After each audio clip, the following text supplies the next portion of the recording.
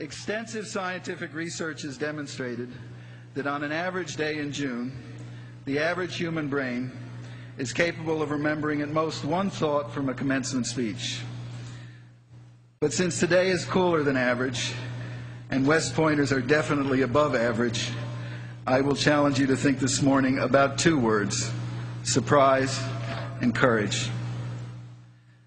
This year marks the 60th anniversary of a military disaster whose name has become synonymous with surprise: the attack on Pearl Harbor.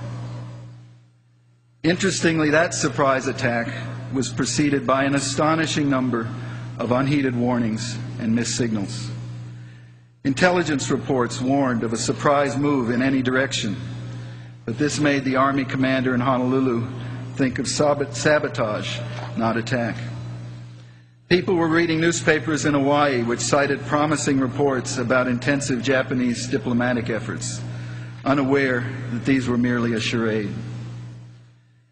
An ultra-secret code-breaking operation, one of the most remarkable achievements in American intelligence history, an operation called Magic, had unlocked the most private Japanese communications. But the operation was considered so secret and so vulnerable to compromise that the distribution of its product was restricted to the point that our field commanders didn't make the need-to-know list. And at 7 a.m. on December 7th, at Opana Radar Station, two privates detected what they called something completely out of the ordinary. In fact, it was so out of the ordinary that the inexperienced watch officer assumed it must be friendly airplanes and told them just forget about it.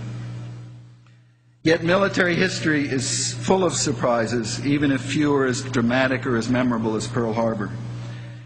Surprise happens so often that it's surprising that we're still surprised by it. Very few of these surprises are the product of simple blindness or simple stupidity. Almost always there have been warnings and signals that have been missed, sometimes because there were just too many warnings to pick the right one out, sometimes because of what one scholar of Pearl Harbor called a poverty of expectations, a routine obsession with a few familiar dangers. This expectation of the familiar has gotten whole governments, sometimes whole societies, into trouble. At the beginning of the last century, the British economist Norman Angell published a runaway bestseller that must have drawn the attention of professors and cadets of West Point at that time. Angell argued that the idea that nations could profit from war was obsolete, that it had become, as he titled his book, The Great Illusion. International finance, he argued, had become so interdependent and so interwoven with trade and industry that it had rendered war unprofitable. One of Angell's disciples, David Starr Jordan, the president of an obscure institution on the West Coast called Stanford University, argued that war in Europe, though much threatened, would never come. The bankers, he said, will not find the money for such a fight. The industries will not maintain it. The statesmen cannot. There will be no general war.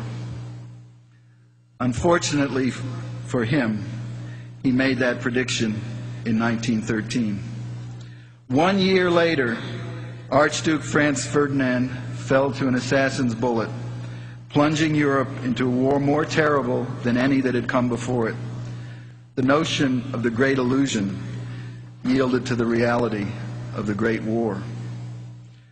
100 years later, we live, once again, in a time of great hopes for world peace and prosperity.